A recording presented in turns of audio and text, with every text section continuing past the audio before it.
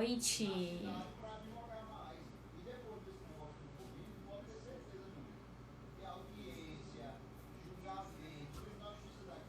Olá, olá, a Angélica já entrou, eu vou logo aceitar.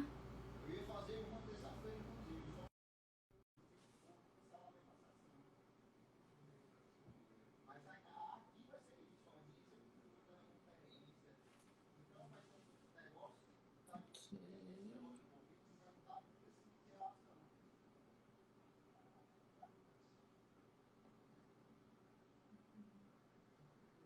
Amiga, deu um pequeno erro, faz o pedido de novo, porque eu aceitei, mas não funcionou.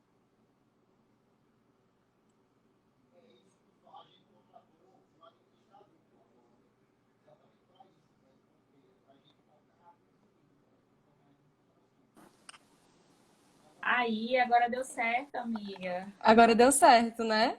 E Deixa aí, eu o que a gente só. tá vendo? A gente faz o quê? A gente espera um pouquinho para começar. Acho que a gente Você pode esperar um pouquinho, né? pode.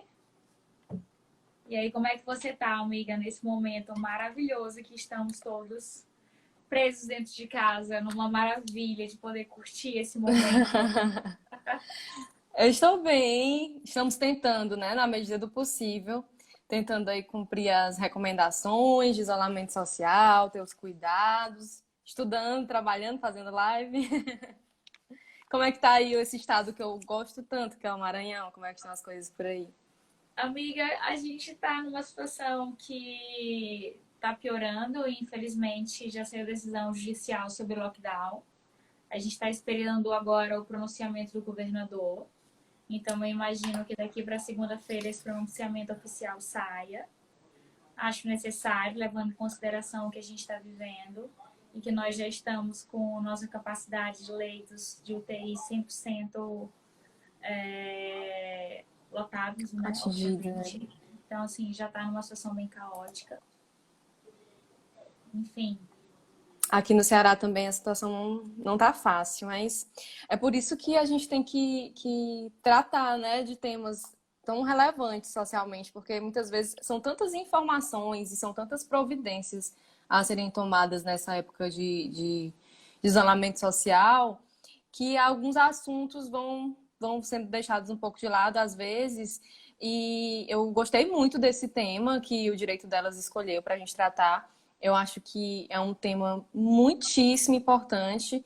Afinal de contas, a gente está falando de uma categoria que está no grupo de risco, né? Nesse contexto. Mas é, independente da pandemia em si, é um tema muito importante para a gente tratar. Eu achei essa com ideia maravilhosa.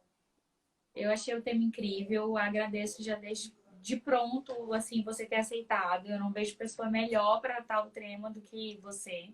Ser a sua capacidade, da sua inteligência, que é notória. É uma pessoa incrível que eu admiro como profissional, apesar da nossa amizade pessoal. Você sabe como eu lhe admiro como profissional. Então, desde já, o agradecimento do direito delas à sua participação, que eu sei que vai ser extremamente enriquecedora ao tema que nós vamos tratar. Eu acho que dá para a gente começar, as pessoas vão entrando e Sim, aí vão pegando o fio da meada. sim, já agradeço muito. Você sabe que a recíproca é completamente verdadeira. Agradeço demais a oportunidade de estar debatendo aqui com vocês que fazem esse trabalho incrível e com você aqui da mesma forma, uma pessoa que eu admiro em vários aspectos. Então é um prazer Ah, imenso. gente, eu vou me apresentar rapidamente então. Meu nome é Camila Guerreiro, eu sou advogada. Eu sou uma das idealizadoras do projeto Direito Delas. O projeto Direito Delas trata exatamente desse dever de levar informação a mulheres dentro de uma sociedade onde a gente entende que muitas não têm esse acesso da maneira devida. Então, os temas que nós procuramos tratar são temas que deviam ser de conhecimento público e, infelizmente, não são. Então, quando a gente trata um tema como o de hoje, que a gente vai falar sobre o direito dos idosos, dentro de uma perspectiva um pouco mais delimitada, levando em consideração também o tempo em que nós estamos vivendo como sociedade, de forma geral, a gente espera que vocês não só recebam esse conhecimento, mas que a gente possa estar prestando esse dever social com o público. A gente entende que eu sempre digo que advogado ajuda advogado, mas eu acho que advogado tem como função principal ajudar a sociedade. Se nós não fazemos isso, nós não estamos passando o nosso papel como deveríamos. Bom, dessa forma, eu já estou de novo agradecendo a Angélica a participação. E, amiga, se apresente rapidamente para a gente entrar nesse tema maravilhoso. Muito bem, eu sou admiradora desse projeto Direito Delas e, como você bem falou, por trazer esses temas de relevância social. Vou me apresentar rapidamente, para quem não me conhece, até porque nós temos um público tanto do Ceará como do Maranhão, não é? É verdade. E de outros locais também do Brasil. Meu nome é Angélica Mota, eu sou advogada, tenho uma atuação mais marcante na área familiarista e sucessória.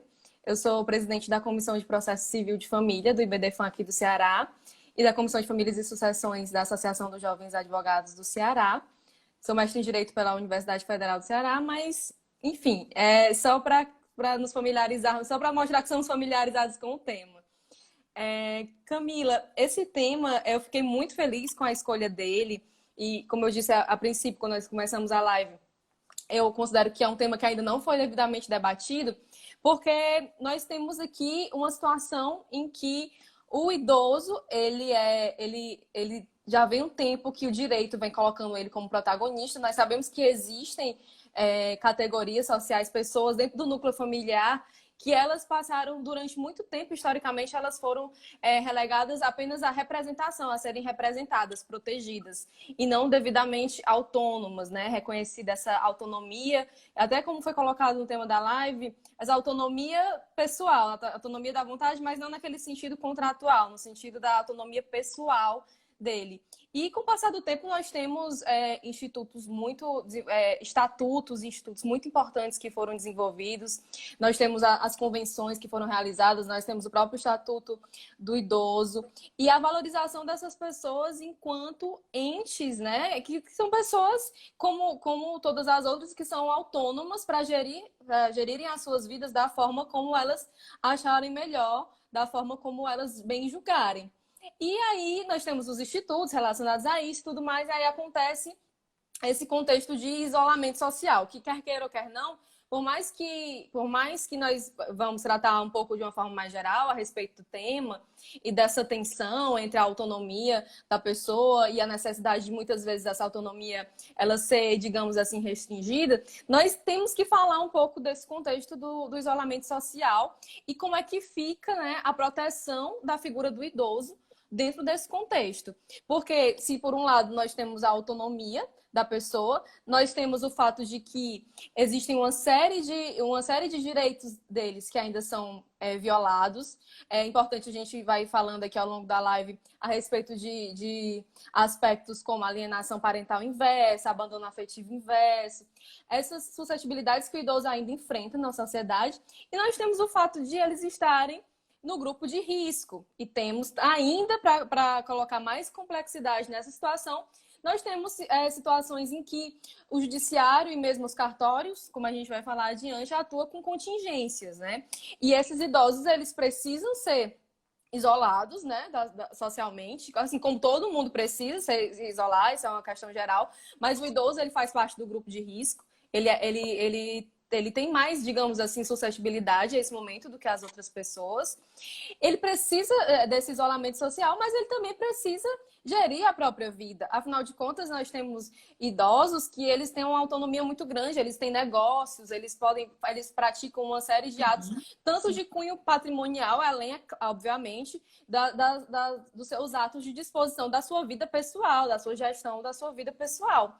E aí nós temos essa situação, esse imbróglio, em que eu vejo muito, eu tenho muitos casos relacionados à criança, eu vejo muitas preocupações com criança, com guarda, etc. Mas de repente surgiu um questionamento maior também em relação aos idosos.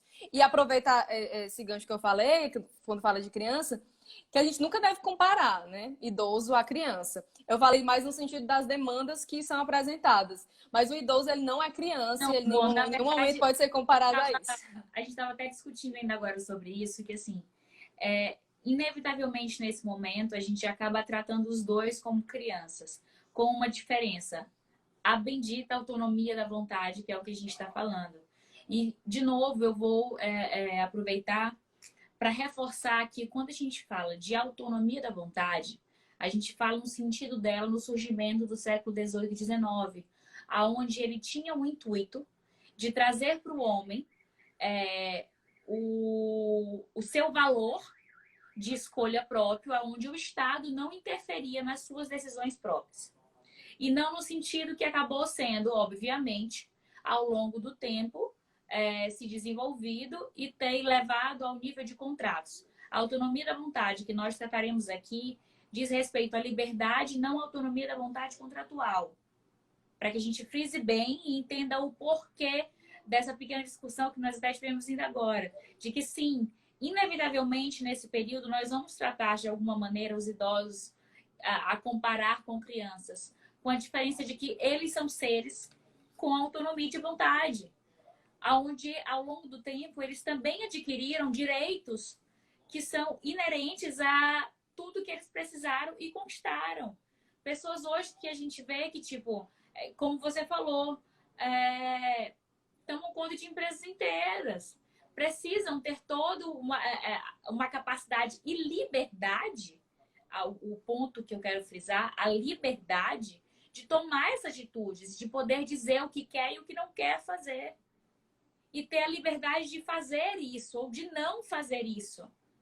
E aí a gente vai entrar nesse grande imbróglio que foi o que você falou, que nesse momento que a gente vive, levando em consideração que é um dos maiores grupos de risco, é um dos grandes grupos de risco, há o dever da sociedade em protegê-los. Sim, é o dever da sociedade protegê-los, mas volto a frisar que eu entendi perfeitamente assim, a forma como você se referiu, mas nós vemos nessa toada de emancipação, né? Sim. Então, a gente vai falar aqui, dentro da parte que nos cabe, enquanto profissionais do direito, a gente vai falar da parte jurídica, apesar da gente tangenciar em algumas questões, porque o direito de família ele acaba tangenciando algumas questões de cunho mais psicológico, etc. Mas, assim, para a gente começar o nosso debate jurídico, eu acho importante a gente frisar um problema que tem acontecido agora nesse período de isolamento social, que é justamente o fato de ser necessário que os idosos eles sejam representados, eles precisam gerir a sua vida, gerir seus negócios, eles têm a sua vida, inclusive patrimonial de uma forma geral, mas eles também precisam essa atenção com a necessidade do isolamento social. E os cartórios estão fechados. Então, o que tem acontecido é que situações e que eram facilmente resolvíveis, como, por exemplo, uma procuração pública, né, para representar perante bancos, etc., hoje em dia, eu vejo isso sendo levado ao judiciário com pedidos de curatela. E isso o direito ele é feito para construir soluções. E isso é muito importante que seja feito. É uma solução, mas nós precisamos debater isso enquanto solução e precisamos mostrar para a sociedade a responsabilidade e as consequências disso. O que é que isso pode representar de uma forma geral. Porque, por exemplo, considerando esse cenário atual em que o idoso ele não pode, digamos assim, ir ao cartório, simplesmente passar uma procuração pública para fazer um ato que seria mais simples. E ele precisa procurar o judiciário, por exemplo, para uma curatela provisória, porque aqui não seria o caso de um outro instituto que é a tomada de decisão apoiada. É muito importante a gente colocar, debater e esclarecer que essas situações elas não podem gerar abusos. Elas não podem, de forma alguma, serem utilizadas de uma forma irresponsável ou oportunista dentro desse contexto. Claro que existem... quando a situação é colocada perante o judiciário ele também se reveste dos cuidados.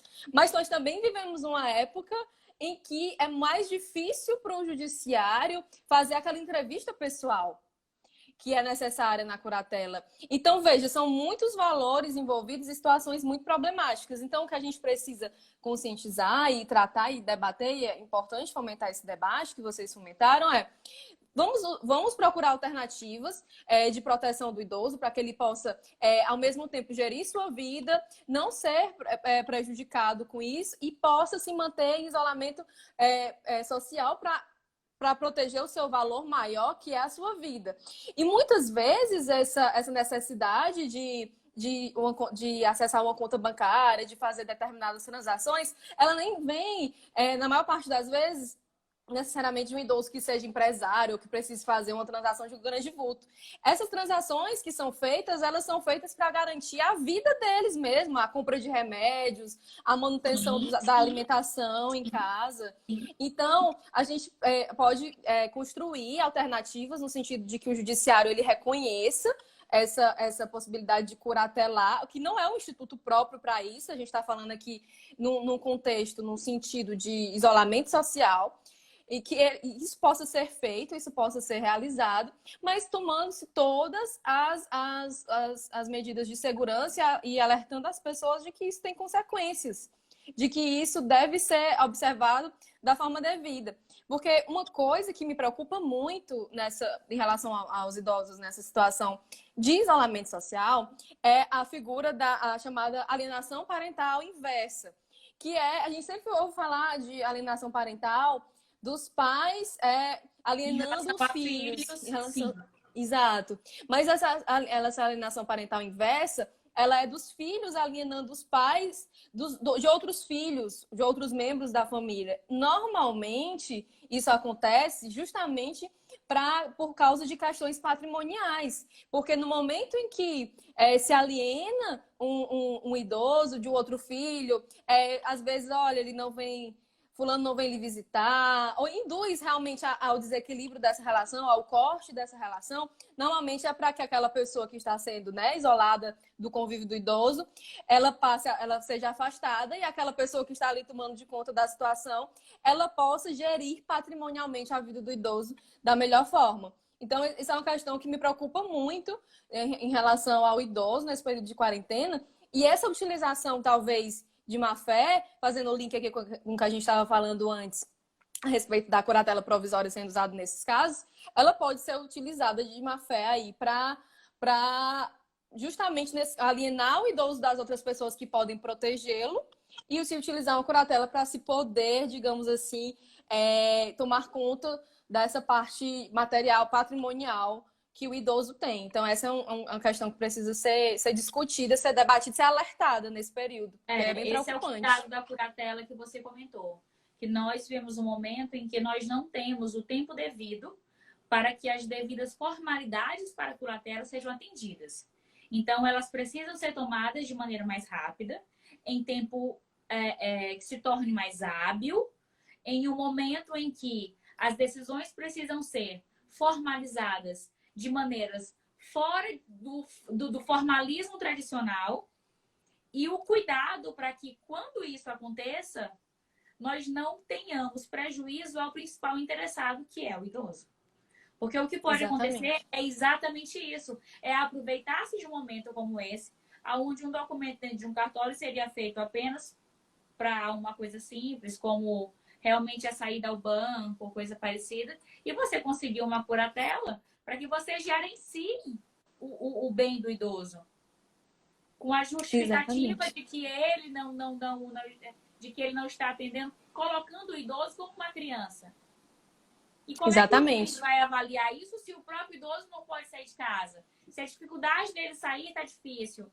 Nós estamos hoje com um avanço muito grande e muito bom. Isso é algo que tem que ser mencionado, que já é a possibilidade de trazer essa tecnologia dos televisionados, da própria internet, facilitando as relações sociais entre juiz, entre partes, mas ela ainda não atingiu de uma maneira completa e não vai atingir numa velocidade tão grande. Então, ainda há a preocupação que nós temos de que, nesse momento, como ela está sendo usada, como a curatela está sendo usada, como uma maneira... ela chega a ser quase que extraoficial, uma alternativa. A palavra seria essa, alternativa ao que seria uma procuração feita em um cartório. Há um cuidado muito maior na forma de ser feito. E aí a pergunta, como a gente ter esse cuidado? Quais as formas que a gente pode ter diante de um juiz, diante de um pedido desse, de garantir o direito ao idoso, de garantir que a curatela atenda às necessidades de que ela é pretendida, mas que nós não tenhamos prejuízos maiores. É a incógnita que nós estamos vivendo nesse momento. Exatamente, exatamente. São questões problemáticas, mas eu acredito que a gente se nortear por alguns aspectos é muito importante. O aspecto crucial é que todas essas medidas que são previstas legalmente para se representar ou para se cuidar, digamos assim, né, do idoso, elas são é uma coisa que parece óbvia, mas que precisa ser dita. Tanto a curatela como a tomada de decisão apoiada, tudo isso é feito no interesse do idoso. Então, a medida disso já começa aí. É a necessidade dele, o interesse dele. Nada que não seja necessário ou que não seja demonstrado, uma demonstração mínima, que já que a gente está falando de um contexto em que essa questão das entrevistas, das formalidades próprias, ela não pode ser feita da forma devida devido às restrições que nós estamos enfrentando, mas precisa ser demonstrado, né? Precisa ser comprovado minimamente, ainda que numa cognição ali que não seja exauriente ali do juiz, que aquelas medidas que estão sendo pedidas, elas servem para o benefício do idoso. Esse é o ponto básico, o ponto mais assim, base mesmo de onde a gente sai em relação a isso. Porque essas medidas, essa questão do isolamento social, nós esperamos, né, que passe de uma forma rápida. Mas nós precisamos atentar muito para que essa necessidade de achar alternativas jurídicas para a representação do idoso, ela não descambe para uma violação dos direitos deles, né, dessa forma. Mas um outro ponto também interessante que eu vi recentemente, uma decisão do Tribunal de Justiça do Rio Grande do Norte, que aqui já a gente nem está mais falando da questão da representação, né? Da questão da curatela, ou dessa necessidade de adotar esses atos. Mas uma decisão do Tribunal de Justiça do Rio Grande do Norte, em caráter liminar, que afastou da residência do idoso um filho que estava descumprindo as medidas de isolamento social. Então, aqui nós vemos, e o idoso, ele tinha mais de 90 anos nesse caso. Mas aqui nós vemos uma situação que eu achei uma situação bastante interessante, porque o idoso, ele estava... Não era ninguém entrando por ele, né, para gerir a vida dele. Na verdade, ele entrou judicialmente para pedir o afastamento do filho da sua residência. E isso foi concedido pela justiça, porque o filho estava colocando a própria vida do pai, né, idoso, em risco. Aqui a gente vê uma outra situação. A gente fala dessas questões que são necessárias para resguardar o isolamento e a proteção do idoso. Então, a necessidade de quem os esteja auxiliando, de requerer, por exemplo, utilizar de uma maneira subsidiária, digamos assim, o pedido de curatela na ausência de outras possibilidades nesse momento, pelo fechamento dos cartórios, por exemplo. E a gente, nesse caso, vê ali o idoso quase que como o protegido numa posição quase que passiva, né? Alguém entra para pedir que ele seja curatelado, ou enfim.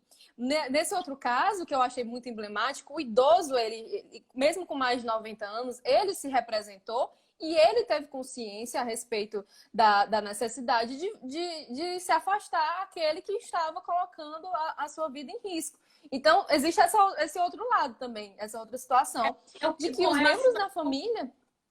Não, e a situação que prova, e é o tipo de situação que prova o quão respeito a gente deve ter a essa vontade do idoso.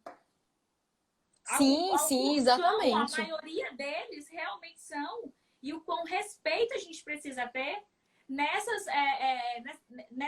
questão da vontade, da representação dele mesmo. Onde ele quer se representar, porque ele tem consciência, sim, do que está acontecendo. De novo, ele não é uma criança. Exatamente.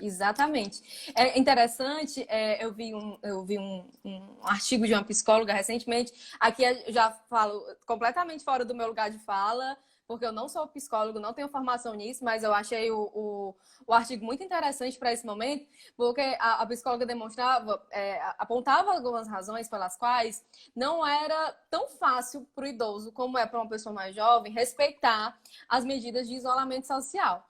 E eu achei isso muito interessante. Nós que atuamos nessa área de direito de família, a gente tem que ter sempre esse cuidado de beber um pouco nessas fontes, né? Para que a gente possa entender melhor os conflitos.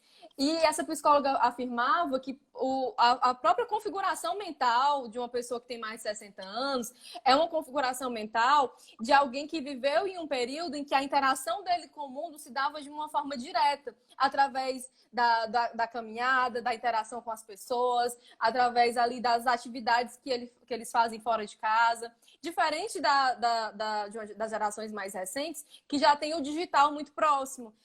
Já passa horas ali, consegue passar dias em casa ali, interagindo nas redes sociais, interagindo digitalmente, digamos assim.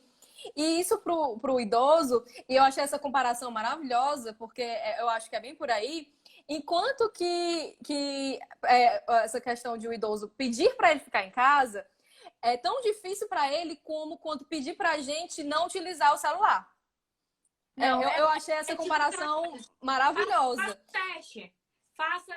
Tire do seu celular durante 24 horas a internet. Eu achei essa comparação maravilhosa, porque a gente vê muito, assim, até vejo memes, né, das pessoas dizendo: os idosos não saem das ruas, eles estão na rua o tempo inteiro, ou o meu pai não cumpre as medidas de isolamento social, é muito difícil fazer isso, etc. Mas existe realmente essa diferença, né, na configuração. Você consegue facilmente passar um dia inteiro sem mexer no seu celular? Não, eu acharia super difícil. É uma situação que eu estou até me treinando para utilizar um pouco menos, mas acharia super difícil. Da mesma forma para eles. Então a gente precisa também, acho que também faz parte do nosso papel, embora a gente seja da área jurídica, a gente pensar em alternativas para isso, né? Para mantê-los em casa, para conscientizar, alguns já são conscientes a respeito disso, mas existem alguns que são, não é que eles não acreditem. É muito importante a gente falar isso. Alguns que descumprem algumas medidas de isolamento social, eles descumprem não por pensar que não existe ou porque eles sejam negacionistas. Eles descumprem porque eles acreditam que o prejuízo que eles vão ter ao descumprir não é tão grande quanto o prejuízo de ficar deprimido em casa. Então, esse é combinar, né, amiga? Assim, em relação a isso, a gente ainda pode estar vendo isso no idoso com uma justificativa plausível. Qual é a justificativa que nós jovens temos? E quando eu falo assim, eu estou falando dentro de uma faixa etária onde tem o conhecimento total do que está realmente conhecendo, do risco, e a gente vê as pessoas na praia ou fazendo caminhada nas ruas. Entendo como crítica. Foi exatamente uma crítica que eu fiz. Eu quero deixar bem claro que foi uma crítica mesmo. Sim. Porque o momento que nós vivemos, o isolamento ele não é um pedido para que... chega a ser até uma brincadeira, tipo... Não é para você simplesmente não fazer mais nada na rua. É para que a sua segurança, em primeiro lugar, seja prevenida e, mais do que isso, a segurança do outro.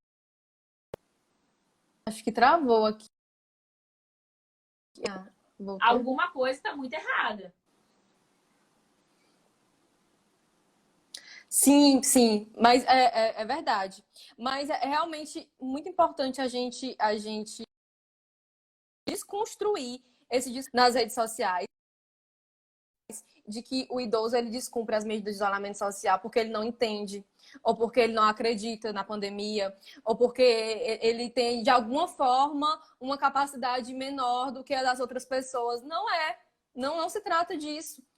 São escolhas deliberadas que ele pode estar fazendo dentro da configuração mental de vida que ele tem. Cabe a nós, e principalmente as pessoas mais próximas, aos familiares, até pelo princípio da solidariedade, conscientizá-los, ajudá-los, inclusive no sentido de fornecer atividades para que eles façam em casa, evitar o compartilhamento de fake news, né? Fake news é uma questão que pode atingir mais os idosos, não porque eles não entendam ou que eles sejam mais suscetíveis porque eles não tenham tanta capacidade, mas porque eles não são dessa era digital e podem achar que um site é um site confiável como qualquer outro, eles podem estar mais sujeitos a essas fake news. Então, existem medidas as quais os familiares podem adotar para que isso seja minimizado na rotina deles e na vida deles. Porque o que a gente realmente precisa é resguardá-los, né? mas permitir dar a eles, através da informação, etc., a possibilidade de eles próprios se resguardarem o máximo possível. O máximo possível, a liberdade deles deve ser preservada. E antes que se possa acusá-los de que esteja fazendo alguma coisa contrária ao isolamento social, existe um longo trabalho a ser feito. Especialmente, aqui eu vou falar de novo, do princípio da solidariedade familiar, especialmente pelos seus filhos, pelos seus parentes mais próximos. Nós não podemos atribuir a culpa de uma maneira generalizada aos idosos, enquanto os filhos, aqueles que são responsáveis, os netos, enfim, mais diretamente os filhos, né, os descendentes diretos, mas podem ser outros membros da família também, enquanto eles não cumpram o seu papel enquanto isso. E aqui a gente pode, também é importante a gente chamar a atenção para o chamado, já que a gente já falou da alienação parental inversa, a gente tem que chamar a atenção para o abandono afetivo inverso. Sim. O que é justamente quando a obrigação de dar assistência. Exato. Lembrando que é considerado dentro da lei do idoso como violência até a omissão. O simples fato de você se Sim. omitir a ajudar, a dar atenção, a fazer qualquer coisa com que o idoso sinta, inclusive problemas psicológicos, é considerado violência. O Estatuto do Idoso prevê uma série de situações, né, relacionadas ao idoso. Então, vamos chamar a atenção para essa questão do abandono afetivo inverso e chamar a atenção para o fato de que isso, dependendo da extensão em que isso se dê, isso pode passar, além de ser algo, digamos, sindicável de uma forma civil, isso pode também resvalar para a parte criminal também. Essa questão de que, antes de culpabilizar de qualquer forma, vamos prestar atenção para as negligências que estão sendo feitas pelos familiares, porque existem muitos idosos que estão completamente negligenciados, que estão sendo vítimas, né, de uma situação que pode vir a ser, né, dependendo do contexto, uma situação que pode vir a ser um ilícito penal, dependendo do contexto, é claro. A gente precisaria de um contexto para se chegar a isso, mas isso pode ser. Não.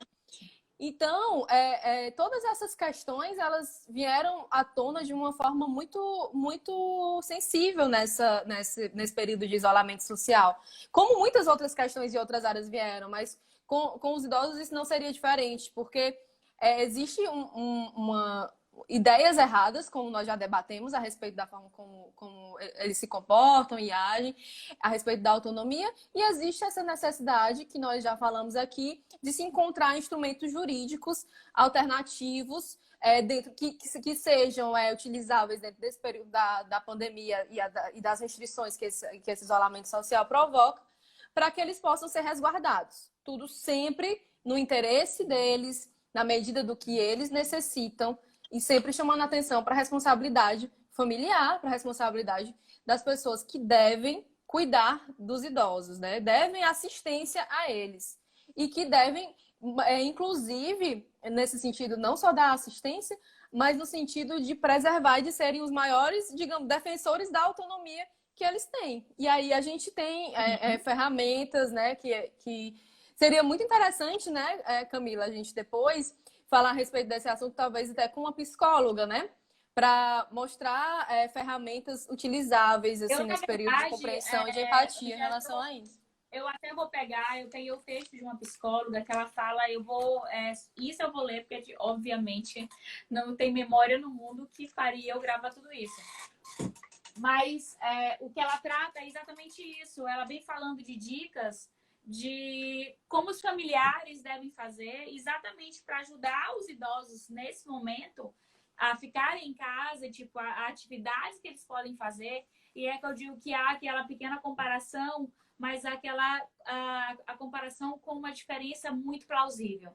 Você compara o idoso a uma criança nesse sentido, de que você vai precisar ocupar o tempo dele de uma forma diferente, mas que ele é alguém detentor de vontade, de que ele tem autonomia própria e de que precisa ser respeitado.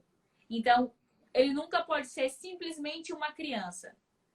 Nesse sentido da comparação. Em nenhum sentido. o sentido dessa comparação é de que você vai precisar, sim, ocupar, ajudá-lo a ocupar o tempo, ajudar a passar o tempo. E ela deu dicas muito interessantes. Por exemplo, os que podem sair de casa, comprar livros e revistas. É exatamente o que eles gostam de ler, é o que fazem com que eles ocupem boa parte do tempo através da leitura. Palavras cruzadas são coisas que não só ajudam o próprio idoso a passar o tempo, como também na capacidade mental, de que é sempre bom você estar estimulando. Ver filmes, principalmente os filmes de família, e aí vem também a dica das fotos de família, que tira um pouco do idoso essa ideia e essa tendência a que ele se sinta de alguma forma. Deixa eu procurar a palavra que agora me fugiu da cabeça, mas seria até uma palavra psicológica. Eu pedi tua ajuda, amiga, me fugiu mesmo a cabeça. Mas em que sentido? Sentido de tristeza e tal, aquilo que ele não se sinta deprimido. Exatamente, pronto. Fugiu mesmo na cabeça. No sentido de que ele não leve a depressão. Porque, assim, o que é muito normal pra gente não é normal pra eles, foi o que você falou. Pra gente ficar assistindo um seriado Netflix o dia inteiro, tá ocupado o tempo. Pra gente pegar e estudar pra quem gosta, tá perfeito. Pra gente pegar o celular e passar o dia em rede social, não vai atrapalhar em nada. Mas para eles que precisam de coisas mais ativas e que tinham um meio de vida diferente, vão precisar de atividades diferenciadas. Não vai adiantar você colocar ele na frente de uma televisão, porque ele vai ficar entediado. Não vai adiantar você colocar ele na frente de um computador, porque primeiro, os que não entendem vão ficar extremamente irritados. Começa por aí. E os que entendem não vão conseguir passar muito tempo, porque não é da geração deles. É como esperar que uma criança passe simplesmente o dia inteiro estudando como uma forma de se distrair. Isso não vai acontecer. Você tem que saber lidar com cada idade e aplicar a necessidade ao que ele precisa. E aí ela continua com as dicas.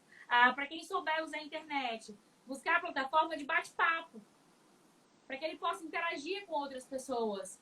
Aos familiares, usar a tecnologia a favor dos familiares, aqueles que não podem estar presentes, façam videochamadas, conversem com ele, coloquem os netos para falar, coloquem os filhos que não podem estar, que não moram junto ou que não podem estar presentes para falar, mas não transformem isso em um abandono. Fazer a ideia de plantar um jardim, de cuidar do jardim, de cuidar da casa como uma forma geral. Bom, aqui ela dá uma infinidade de dicas. Esses foram alguns exemplos que eu usei para mostrar que existe uma diferenciação enorme entre como nós vamos lidar com alguém de uma época diferente, com um pensamento diferente, mas com uma autonomia de vontade extremamente capaz e válida tanto quanto a nossa, que não pode ser negligenciado de forma alguma. Então, os instrumentos que a gente precisa usar agora, paliativos, que é o caso da curatela, como a gente já exemplificou, eles precisam ser eficazes da melhor maneira possível.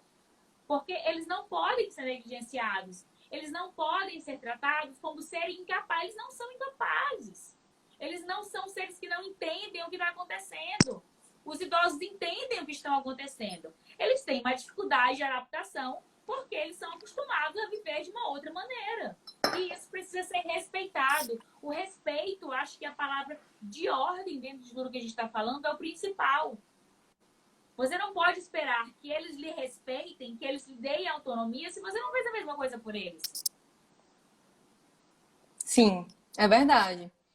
É verdade, Camila. E nós temos aí mais um, né, dos tantos desafios do isolamento social. Esse desafio de conseguir ser criativo, de conseguir utilizar os institutos jurídicos de uma forma, muitas vezes, que não é a sua utilização clássica. Isso é necessário e esse é o papel do advogado mesmo, achar essas alternativas. Mas a gente também tem que sempre bater na tecla de que tudo é no interesse do idoso, no interesse do que ele precisa. E o que ele precisa é muito diferente de um caso para o outro. É completamente diferente. As peculiaridades de uma família, elas são. Cada família tem as suas e cada idoso, assim como cada pessoa, cada individualidade é diferente. Então a gente não pode Sim. também. Não temos soluções Generalizar. gerais, não temos soluções mágicas. A solução ela é construída caso a caso. É por isso que é tão importante a gente debater esses temas. A solução é para cada caso, é particularizada. Se em determinado caso, por exemplo, a gente utiliza aí uma curatela provisória para uma situação que não seria clássico, para outros casos, talvez existam outras alternativas, existe alguém da família, enfim, que possa realizar esses atos de gestão e de cuidado. Alguns institutos, realmente, algumas pessoas já tinham assinado aí termos de tomadas de decisão apoiada, mas a gente sabe que para aquilo que a gente estava falando aqui no começo, a tomada de decisão apoiada, ela não vai servir nesse caso por não ter essa questão da representação. Mas a gente tem que, como eu disse, usar a nossa criatividade, mas sempre conscientizando de que existem uma série de consequências e uma série de aspectos. Como tudo em direito de família, existe uma série de aspectos que podem surgir e que a gente tem que lidar. A gente tem, aí entra muito o papel do advogado como um dos primeiros julgadores da causa, né, digamos assim, em saber identificar certas situações, saber conduzir certas situações, porque às vezes pode se tratar de um abuso, né, de um abuso ali, pode se tratar... proteger, na verdade. Exatamente. E a gente também deixa claro, né, que existe a promotoria do idoso, que ela tem um trabalho maravilhoso feito nesse sentido, de resguardar os interesses. A Defensoria Pública também atua em algumas questões. Nós precisamos nos unir e fazer uma rede de apoio, porque é dever do Estado. É dever do Estado proporcionar uma rede de apoio ao idoso. Nós não podemos retroceder. É muito interessante esse momento que nós vivemos, porque, ao mesmo tempo, nós não podemos retroceder no tempo, no sentido de que, pelo fato de o idoso ser do grupo de risco, nós passarmos novamente a tratá-los apenas como um sujeito que precisa de proteção, como se ele não tivesse a sua autonomia a ser respeitada, que é uma evolução que o direito foi galgando ao longo do tempo e que ainda enfrenta várias problemáticas, né, na nossa sociedade. Foram 10 anos só para a lei sair. Exatamente, exatamente. Ainda tem questões culturais, né, muito arraigadas. Sim. Nós nem podemos retroceder no tempo de colocar o idoso ali como alguém que precisa ser tutelado, como alguém que só precisa ser protegido. Não podemos. Mas, ao mesmo tempo, nós precisamos... O Estado precisa protegê-los, né? Ao mesmo tempo, precisa se garantir que eles tenham condições de manter esse isolamento, né? E dependendo do cenário que venha a se apresentar, ninguém sabe, né? Quem disser que sabe como é que vai ser o futuro, eu acredito que esteja mentindo, porque o nosso futuro é cada vez mais mutável. Ninguém sabe quanto tempo essas medidas vão durar, quanto tempo elas vão...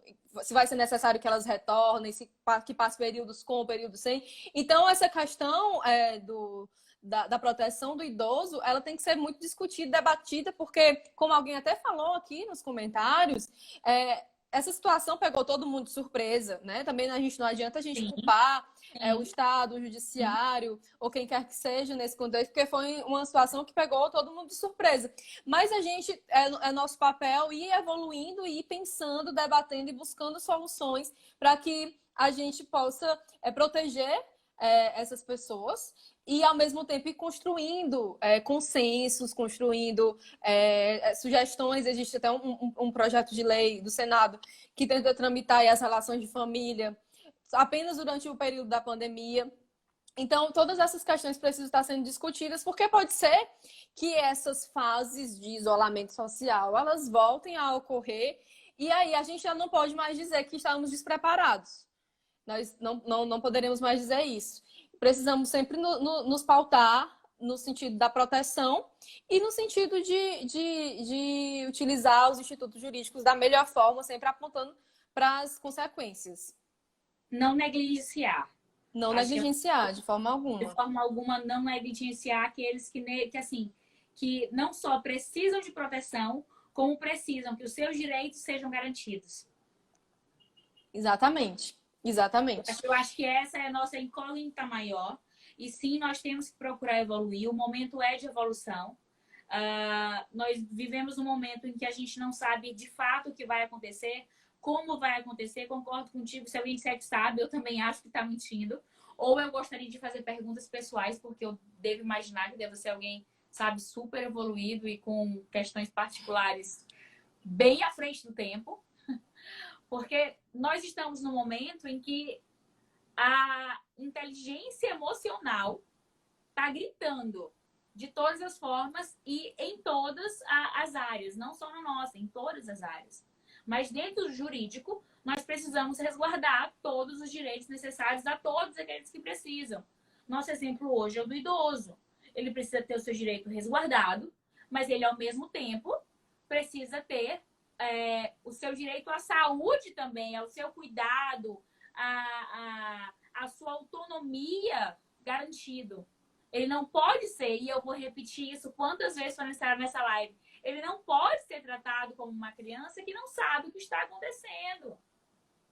Ele deve ter todo o respaldo necessário, jurídico e familiar, para que ele tenha a sua necessidade atendida, sem negligência dos direitos que foram adquiridos a longo prazo, a custas penas. Exatamente. Então, é necessário, sim, que nós tenhamos hoje um pensamento de... não é necessariamente futurista, mas um pensamento de grandeza, de enriquecer nossas relações sociais, de melhorar as nossas relações sociais, de pensar no outro de uma maneira diferente, de manter a garantia do outro como você quer que seja mantida a sua. Exatamente, Camila, exatamente. Essa pauta é uma pauta importantíssima, né? Dentro desse contexto, dentro dessa situação e o fato de ser um grupo de risco, né? A gente precisa muito tratar sobre esse assunto e é por isso que, mais uma vez, eu parabenizo o direito delas por essa iniciativa, por ter escolhido esse tema. Eu vi na maior parte das coisas que eu acompanhei, muito se falando a respeito de divórcio, de guarda, que também são questões palpitantes, sem dúvida. Mas eu estava sentindo falta de algumas falando a respeito dessa situação do idoso e da necessidade da gente não retroceder e de encontrar alternativas jurídicas para resolver as situações concretas que são apontadas no dia a dia, né? Então, parabéns ao direito delas por essa iniciativa. Amiga, eu te agradeço. Você sabe que, assim, eu repeti, falei no começo, mas vou repetir agora para quem chegou. Eu tenho uma admiração por você enorme, não só pela pessoa que você é, mas pela profissional que você é. Para quem não lhe conhece como profissional, eu indico que conheça, porque você é excelente no que faz, pela dedicação que você tem.